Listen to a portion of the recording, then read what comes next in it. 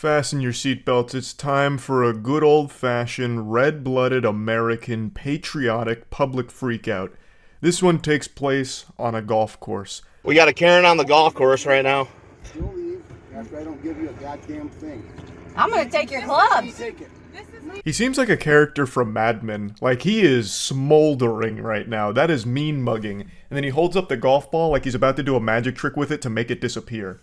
So, from what I understand here about this situation is, this group was golfing, and this gentleman, which I can't say that word because he is not a gentleman at all. He's not conducting himself in an appropriate manner for the golf course, which is a holy sanctuary of good manners and some light day drinking. He has picked up their ball and refuses to give it back. I don't really know why. Maybe he's out of balls and he resorted to just scavenging for one, maybe. But he has their ball. They're confronting him saying like, hey, give that back. And he's saying, nope.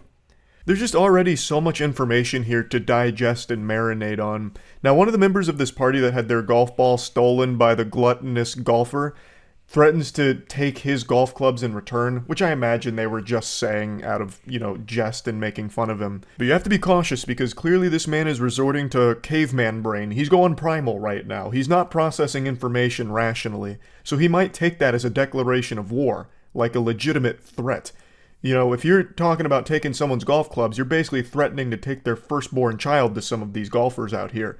So you just gotta be wary of the headspace the guy's in right now. Where you're fucking Then leave. I'm not getting a fight at a golf course. Then leave. I'm gonna stand here and you can complain. Goodbye. I'm not complaining. You're the one bitching. No, you're Over the a one that fucking approached golf me ball. and I asked you to no longer No. speak. You took her ball! Please don't speak to me. We're coming over. I'll be honest here, I can't help but appreciate his power stance. The way that he holds himself is actually pretty impressive. It's a legitimate NPC stance. He's got this spiritual pressure that I can taste through the video. So he's drawing a line in the sand. He's saying, I'm not fucking leaving. You can sit here and complain, but I've got your ball and I'm not giving it back. So the Grinch has come out here and stolen Christmas, and he did it all while wearing Steve from Blue's Clues shirt.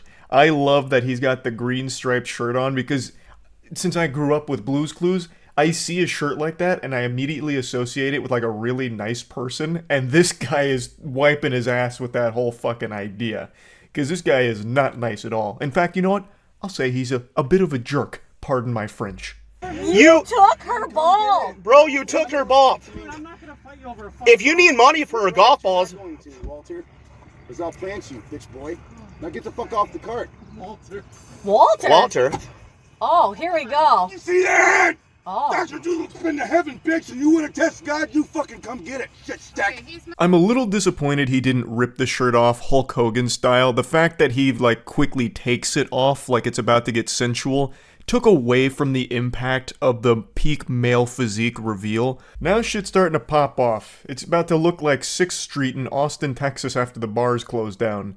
That's a really specific reference, but I think a lot of you understand what I'm talking about. There's this street in Texas with a ton of bars, and every single time the bars close, all the fights just start breaking out outside on that street all the time. Most of the street fights you see on the internet actually come from that area. That's like the genesis of fighting. Like, that's where fighting was invented, really. But anyway, let's dial back the clock a little bit. He said something very interesting that caught everyone off guard when he said Walter, and that he would plant him bitch boy. So all at once, the crowd says, Walter? Walter? Walter? Walter? Like, no one knows where that came from, so I believe what happened here is for a brief moment, this dude traveled to a different dimension, and he was fighting a ghost named Walter. No one seems to know where that came from, but that was finally the last straw there, when he takes his shirt off. Walter was there, and he was ready to fuck him up. mentally ill. Oh. Let's move You along. think I'm mentally ill? I know you're Then to heaven. Hey, Leave me alone. So that's the second time he mentioned heaven. So the first time when the shirt comes off, he makes this statement about, this is the body that went to heaven, so if you want to challenge God, then come get it, shit stack. I don't exactly know what a shit stack is. I guess if I was to put the context clues together and use the very obvious, it would be like a piece of poop on a piece of poop on a piece of poop, like a whole fucking tower of it. But who does that? I've never seen a shit stack per se. But what's the most interesting part here is that he keeps mentioning heaven. And I don't exactly know what that's about, but it is pretty intimidating. That gives some psychopath energy. It reminds me of Hey Arnold with the don't hit me, I'll hit me. Like the whole thing being act as crazy as possible to stop a fight from happening. Maybe that was the tactic here, so that way he could have them leave on their own accord and he gets to keep their ball. He gets the treasure. Like, you know, maybe it's possible. But yeah, either way, I just found this to be really interesting because it goes 0 to 100 so quick. Because for some reason he inexplicably takes their ball and refuses to give it back. And it turned into this big song and dance. It just feels like so many people are on edge all the time and are willing to die for things that are super small. It just, I don't know, it's just a wild phenomenon that I'm noticing being very common these days. Also, there's another thing I want to point out. When he takes his shirt off initially, he looks down at himself a couple times, and then when he looks up, he looks almost surprised, as if he didn't know what to expect when his shirt came off there. Maybe, like, it wasn't the same view that he has of his body when he looks at himself in the mirror, so it caught him off guard. I don't really know. But yeah, I just wanted to share this, because it's been a little while since we went over just a good old-fashioned public freakout. That's about it. See ya.